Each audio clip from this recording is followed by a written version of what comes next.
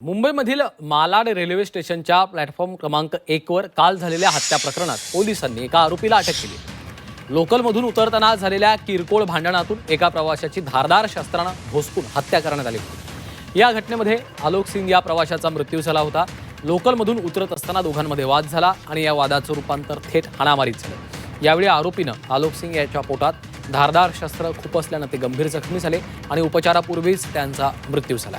घटनेनंतर आरोपी फरार झाला होता। रेल्वे पोलिसांनी स्थानकातील सीसीटीव्ही फुटेजच्या आधारे तपास सुरू केला आणि आरोपीला ताब्यात घेतलेला आहे। सध्या आरोपीला बोरिवली पोलीस ठाण्यामध्ये आणण्यात आलं असून त्याची सखोल चौकशी देखील सुरू आहे। दरम्यान हत्या प्रकरणामध्ये मालाड रेल्वे स्टेशनमधलं हे सीसीटीव्ही फुटेज आता समोर आलेलं आहे। यामध्ये आपल्याला आरोपी ओंकार शिंदे तिथून पळ काढतोय असं दृश्य आपल्याला या सीसीटीव्ही फुटेजच्या माध्यमातून पाहायला मिळतं।